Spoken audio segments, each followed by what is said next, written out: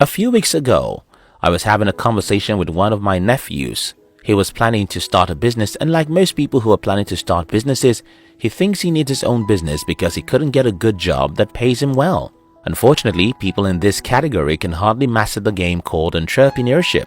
You see, entrepreneurship isn't just about creating a product, not even about creating a good product. Most times, entrepreneurship is about creating a movement, about getting masses to fall in love with your offer, and about getting people to choose you instead of your competitors. In other words, selling is the real game of entrepreneurship, and that's why in today's video, I will be sharing with you 3 skills you need to master to be able to sell a lot of your products and services to your market. If you're new here, don't forget to subscribe. 1. Genuinely like people. Over the last 1 decade, I've been greatly in love with the psychology of persuasion and marketing. I've read tons of books just to understand what makes people want to buy and what makes them say no.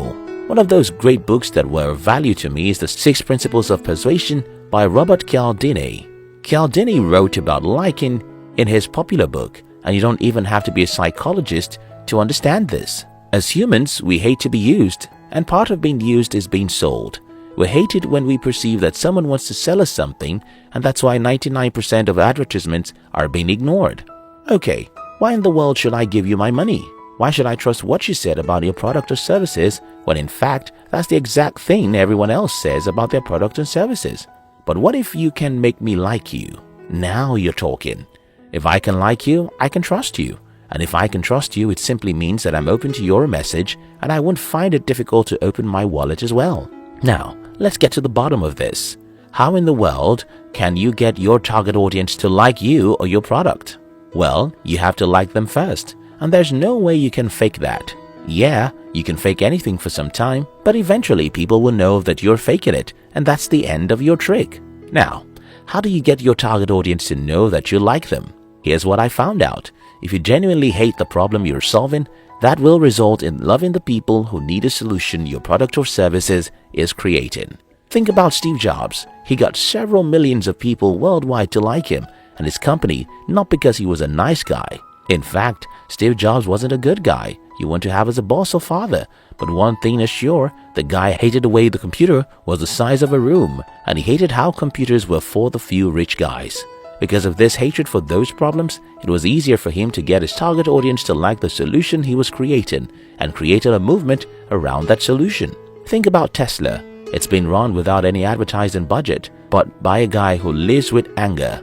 Elon Musk is angry about many things. He couldn't believe we as humans are having only a single planet. He couldn't believe that this single planet of ours is becoming warm and warmer, so his message is, if we don't do something about climate change, we're doomed. And how can we do that? Let's get rid of all these traditional vehicles in our roads and replace them with electric cars. Now, how can you apply all these to your own business? Well, you have to choose the enemy you really hate to see alive. You have to choose a problem you really hate to see existing. If you really hate the problem your product or service is trying to solve, then you'll be angry about how such problems makes life difficult for your target audience, and they will receive this as love for them, which is, and in turn, they will like you or your product. If you forgot all my rant in this video, don't forget this. Nobody really loves to be sold to. We hate to buy because we don't trust anyone who wants to sell to us. But we love to buy from people we trust. And before you can get anyone to trust your offer, you have to first get them to like you. Make sense? 2. Focus on being different, not better. Up until around 2008, my approach to business was, let's build a better product. However, in the year 2008, God sent a book my way, titled, What the Rich Know and Desperately Want to Keep Secret. This book isn't a great book by the standard of many other bestsellers, but I learned from it something that will forever change the way I look at entrepreneurship. The concept is called Unique Selling Promise, USP. This concept is simple, yet most entrepreneurs don't take it seriously. Think about this question.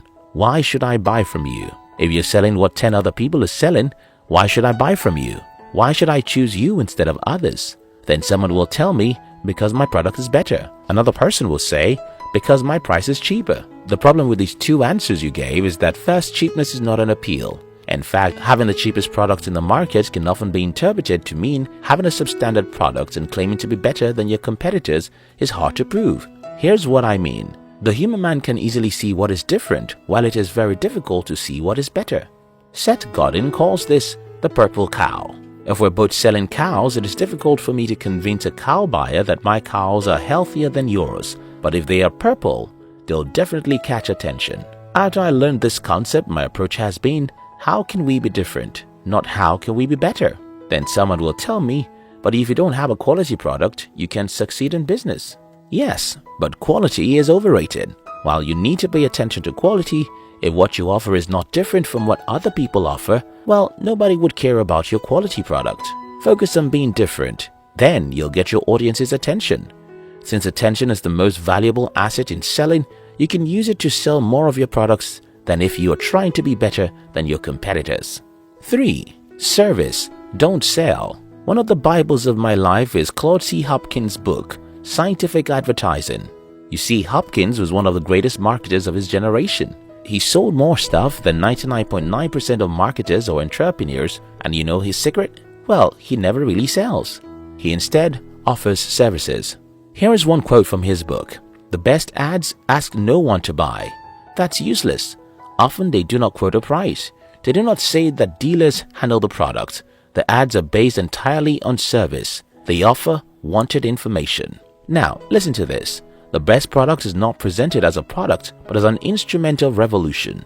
Because people are selfish, the only product that will earn their devotion are those that are presented by someone who has already done them a service. Think about Mary Kay Cosmetics Incorporated. Mary Kay didn't call people who sold for a company salespeople. She called them consultants. Doesn't that make you think twice? Salespeople are trained to get your money. Consultants are to advise and help in rendering you a service. In recent years, companies are built around blogs, podcasts, and YouTube channels. The reason why this strategy works is that people who have been consuming your free content for a period of time have started seeing you as a consultant, someone who is helping with advice. Such people can easily patronize your business as opposed to that of other people who shout, "Give me money." So, look for a way to not appear as a salesperson. Look for a way to act as a consultant. Offer advice and help. At the end of the day, those who truly get us to buy again and again are those who don't try to sell to us. These people differentiate themselves from the crowd in the market. They get us to like them because they are angry about our problems, and they don't appear to be selling us anything. Instead, as Mary Kay called them, they are consultants. I hope this video helps someone. My name is Steve Courage. I'm a Nigerian entrepreneur based in Lagos. If you wish to know more about me, see my face or consume videos I specifically make for Africans, check the description box and join my new channel where I show my face and teach Africans how to build successful businesses. I love you.